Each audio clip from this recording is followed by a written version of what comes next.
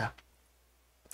하나님 아버지, 무더위가 계속 기승을 부리는 가운데 있을지라도 하나님께서 우리의 건강을 지켜주시고 오늘도 붙들어 주시고 주님 존전에 나와서 우리가 예배로 하루를 시작하게 하심을 감사드립니다. 오늘도 우리의 예배의 자리를 기뻐하시는 하나님께 우리가 예배로 하루를 시작하오니 하나님께서 이곳에 임재하시고 하나님의 크신 은혜와 능력으로 이 시간 이곳을 덮으심으로 인하여 우리에게 하나님의 은혜가 가득하고 충만하게 하여 주시고 하나님께서 크신 능력을 우리에게 부어주심으로 인하여 오늘도 우리에게 주신 사명들을 감당하게 하시고 오늘도 우리의 모든 답답한 기도들과 우리의 마음의 소원들을 감찰하시고 응답하시고 이루심으로 인하여 하나님이 우리를 사랑하시고 또한 우리와 함께 하신다는 기쁨이 우리에게 충만하게 하시고 그래서 강하고 담대함으로 하나님이 살아계심과 예수 그리스도께서 우리를 위하여 베풀어 주신 그 사랑과 은혜에 대하여 우리가 세상에 전하는 일에 위축되지 아니하게 하시고 또한 우리의 이 입술의 말들을 통하여 또한 우리에게 임하신 하나님의 크신 능력으로 인하여 우리가 사명을 능히 감당하며 많은 사람들이 회개하고 하나님 앞에 돌아와서 침체되고 있는 이 땅의 모든 교회들이 다시 한 번 더 부흥의 역사가 일어나는 은혜가 있게 하여 주시옵소서. 우리의 심령 가운데도 하나님께서 임재하심으로 인하여 하나님이 주시는 평강과 기쁨이 우리의 환경과 상관없이 충만하게 하시고 그리고 또한 우리를 만나는 모든 이들에게 은혜를 끼치게 하여 주시옵시고 우리가 세상이 상상하지 못하는 그런 놀라운 일들을 능히 감당하게 하여 주시옵소서. 모든 영광 하나님께 돌려드리오며 예수 그리스도 이름으로 기도드리옵나이다. 아멘. 오늘도 하나님의 은혜가 가득하시기를 주님의 이름으로 축복합니다. 날씨가 너무 무더워서 다들 힘들어하는 가운데 있지만 그럼에도 불구하고 이 첫 시간 주님 존전에 나오게 하신 하나님께 찬양과 경배와 영광을 돌려드립니다. 이제 성전을 수리하다가 요시야 왕이 성전을 수리하다가 율법책을 발견하게 됩니다. 이 율법책이 지금으로 보면 아마 신명기 부분이었던 것으로 생각할 수 있습니다. 신명기에 보면 하나님께서 이스라엘 백성들에게 축복과 저주의 말씀을 하신 부분들이 있습니다. 그렇게 어떻게 하면 하나님께서 복을 주시고 어떻게 하면 하나님께서 진노하시고 징벌하시는지에 대해서 우리는 신명기를 통해서 읽었습니다.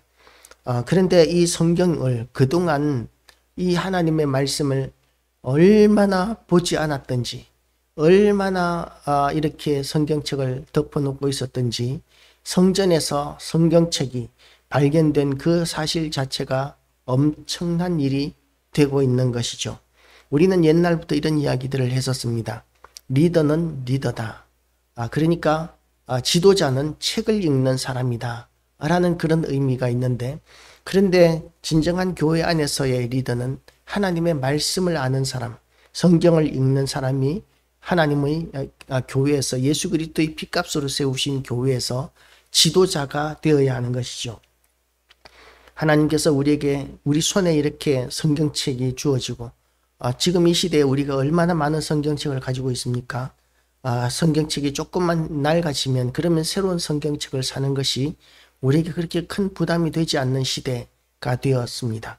그런데 이렇게 우리가 개인마다 이렇게 성경책을 가질 수 있게 된 것이 얼마나 큰 하나님의 은혜인지 모릅니다. 그러니까 왕일지라도 성경책을 발견한 이 자체가 엄청난 충격으로 다가올 정도로 그렇게 희귀했었는데 그런데 이 성경책이 우리 모두에게 이렇게 들려지게 되었습니다.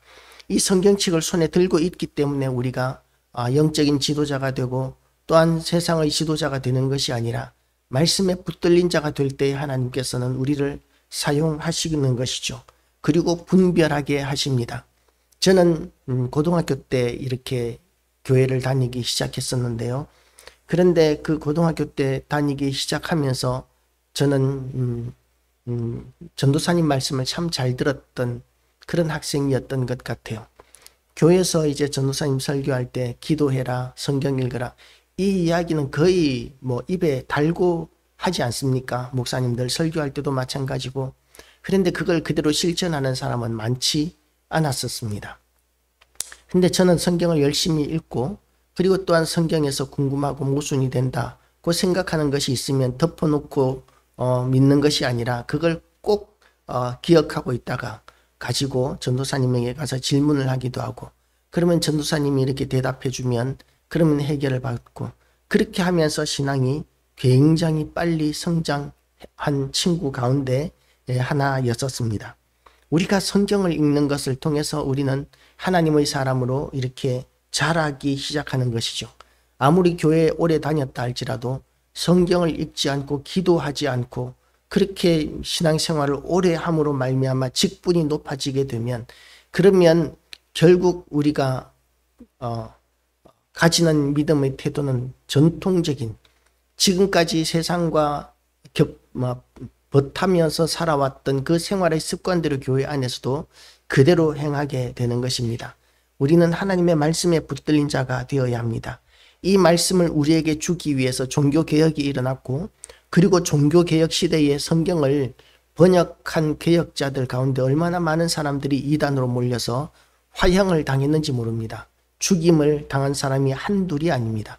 그런데 그 시대에, 중세시대 때 그 교회는, 중세 카톨릭은 그렇게 성경을 가지고 있었다는 이유만으로 사람을 화형시킬 때 그냥 큰 불로 이렇게 화형을 시키는 것이 아니라 오랫동안 고통을 당하게 하기 위해서 작은 불로, 약한 불로 아주 오랫동안 그렇게 불태워서 고통 가운데 오랫동안 있다가 죽음을 당하게 되도록 그런 식으로 화형을 시켰던 것이죠.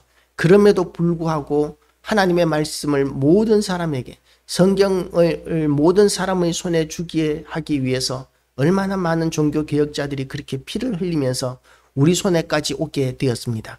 많은 권력자들이 우리에게서 성경책을 빼앗기 위해서 그 권력들을 휘둘렀지만, 그러나 하나님께서는 하나님의 사람들의 피를 통해서 우리 손에 오게 하셨던 것이죠. 그래서 우리는 이 성경책이 얼마나 귀한 것인 줄 알아야 하고, 그리고 성경책을 우리에게 주신 그 은혜에 감사해서 우리가 성경을 읽는 것을 더욱더 열심을 많이 내어야 하는 것입니다. 그런데 이 성경책을 읽어보니까 요아스가 굉장한 충격을 받게 됩니다. 지금 나라가 이렇게 어렵고 힘든 모든 이유가 결국은 성경책에 기록된 대로 하나님의 말씀을 어기고 하나님을 떠나고 우상 숭배했기 때문인데, 우리가 정말 이 말씀을 붙들고 이 말씀에서 우리에게 하나님의 뜻이 무엇인가, 이 말씀을 통해서 우리에게 주신 하나님의 뜻이 무엇인가에 대해서 선지자에게 이제 사람을 보냅니다. 예복을 제사장 힐가야와 또 아히감과 악볼과 사반과 아사야가 여선지 훌다에게 나아가니, 여선지 훌다는 이제 여자였기는 했지만 영적인 영향력이 있는 여자였다라고 이렇게 생각할 수 있습니다. 이 여자가 왜 영적인 영향력이 있었겠습니까? 이분은 말씀에 붙들려 있는 사람이고, 그리고 또한 기도하는 사람이었기 때문에 영적인 영향력이 있는 사람입니다. 교회 안에서 영적인 영향력은 이런 사람들에게 있어야 합니다. 많은 사람들이 이렇게 교회 안에서 이런 말씀에 붙들리지 않았기 때문에 잘못된 영향력을 끼치고 있는 것이죠. 우리가 잘못된 영향력을 가진 사람들을 흔히 보게 됩니다. 제가 처음 개척교회를 시작했을 때 교회를 이제 상가에서 리모델링을 하는데, 그 리모델링 할 때 어떤 집사님이 와서 이렇게 리모델링 하면서 자기 교회 이야기를 하는데, 자기 교회는 큰 교회래요. 그런데 목사님이 하시는 말씀이, 나는 은퇴를 앞두신 목사님인데 나는 하나님께 은혜 받은 사람이다.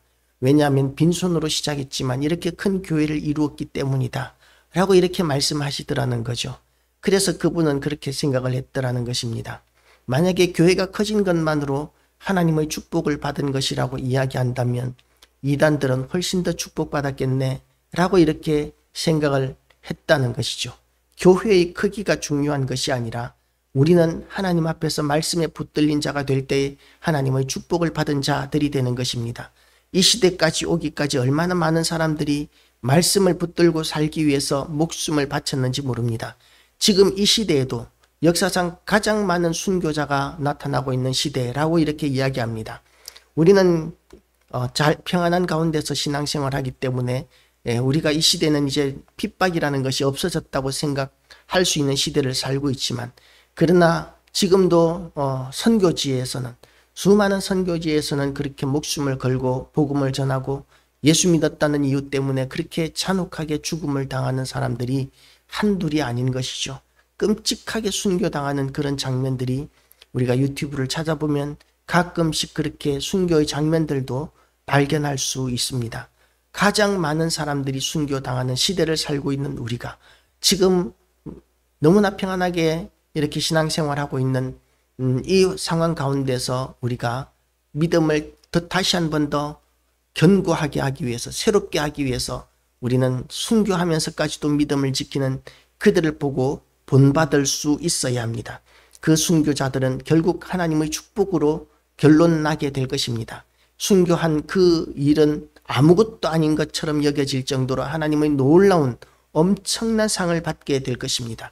그래서 우리는 이 땅에서 눈에 보이는 것을 가지고 하나님의 축복을 판단하는 것이 아니라 하나님께서 우리를 통해서 역사하시고 우리를 사용하시는 그 일에 우리는 그것이 은혜라고 여길 줄 알아야 합니다.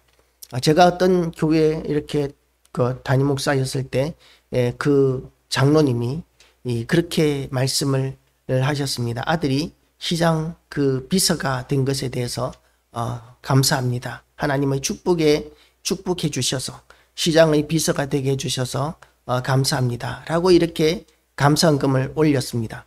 그런데 막상 그 아들은 교회 다니지 않고 예수도 믿지 않는 거예요. 시장의 비서가 되는 것이 그것이 무슨 축복이겠습니까? 결국은 지옥 가게 될 텐데, 하나님의 축복은 모든 것을 잃어버린다 할지라도 예수 잘 믿고 그리고 하나님의 은혜 가운데 살아가는 것이 진정한 축복인데, 그런데 세상에서 높아지고 출세하는 것, 그걸 가지고 하나님께서 축복하신 것이라고 여기는 것이 장로의 수준이었었습니다. 우리는 지금 이 시대를 살아가면서 하나님의 진정한 축복을 받고 그 축복을 전하는 자, 축복의 통로가 되기 위해서 우리는 말씀에 붙들린 자가 되어야 하고 쉬지 않고 기도하는 자로 살아야 합니다. 항상 기뻐하라, 쉬지 말고 기도하라, 범사에 감사하라. 이는 그리스도 예수 안에서 너희를 향하신 하나님의 뜻이다 라고 이렇게 말씀하셨습니다. 우리가 그런 가운데서 자연스럽게 우리는 교회의 리더가 됩니다. 직분이 어떠하든지 그것이 중요한 것이 아닙니다. 직분이 있건 없건 높건 낮건 상관없이 우리가 말씀에 붙들린 자면 우리를 보고 영적인 영향력을 사람들이 받게 됩니다. 그러면 리더인 것이죠. 선한 영향을 끼치는 사람이 리더인 것입니다. 너무나 많은 잘못된 그런 지도자들이 제대로 된 말씀이 아닌 틀린 말씀을 주장하면서 자기가 리더라고 주장하고 자기가 지도자라고 이렇게 주장을 하는데, 그런데 그런 잘못된 자들을 분별할 책임도 사실 우리에게 있습니다. 잘못된 것을 분별하는 것, 하나님의 말씀에 붙들리지 않으면 우리는 분별할 수 없습니다. 제가 이렇게 교회 다니면서 성경을 읽으면서 제일 좋았던 것이 뭐냐 하면 도대체 어떤 가치관을 가지고 이 세상을 살아야 하는가에 대한 명확한 답이 성경책 가운데 있더라는 것이죠. 지금까지 어려서부터 부모님에게서 배워왔던 교육들, 그리고 학교에서 친구들 간에 배우던 교육들, 그 많은 그런 가르침들 가운데서 무엇이 옳은지에 대한 기준이 저에게 없었다는 것들이 참 답답하고 어려웠었던 것이 저의 청소년 교회의 갈등이었었습니다. 그런데 성경을 읽다가 보니까 이렇게 살면 되겠구나 하는 기준, 표준이 이렇게 성경책에 기록되어 있었던 것이죠. 그것이 저에게는 너무나 큰 기쁨이었고 감사한 일이었습니다. 우리가 말씀이 기준이 되는 삶을 살아가는 사람이 세상의 지도자라는 것을 우리가 인식해야 합니다. 하나님께서는 말씀에 붙들린 사람들을 위하여 이 땅에 비를 내리시고 이 땅에 은혜를 베풀어 주십니다. 그래서 우리 때문에, 우리가 말씀에 붙들린 자라면 하나님께서 우리 때문에 세상에 복을 주시는 줄 알고, 이 땅이 형통하지 못하다면 그러면 지도자 책임이라고 우리가 원망하고 불평하는 것이 아니라, 정치 때문이라고 원망하고 불평하는 것이 아니라, 우리가 하나님의 말씀으로 굳게 서 있지 못하고 온전한 신앙을 가지지 못한 책임인 줄 알고 하나님 앞에 우리가 먼저 회개하고 하나님 앞에 돌아오는 온전한 믿음의 사람으로 서게 되는 그런 계기로 삼는 것이 참으로 온전한 신앙인의 자세인 것입니다. 신앙인은 누구를 원망하는 사람이 아니라 모든 세상의 잘못된 일들에 대해서 그 책임질 줄 아는 사람, 그런 사람이 세상의 리더이고 그것이 교회와 성도들의 모습이어야 합니다. 우리가 그런 책임지는 말씀으로 말미암아 또한 기도로 말미암아 세상에 대하여 책임질 줄 아는 왕같은 제사장이요 거룩한 나라로서의 사명을 감당하게 되는 귀한 날 되시기를 주님의 이름으로 축복합니다. 기도하시겠습니다. 하나님 아버지, 오늘도 우리에게 은혜의 말씀 허락하여 주심을 감사드립니다.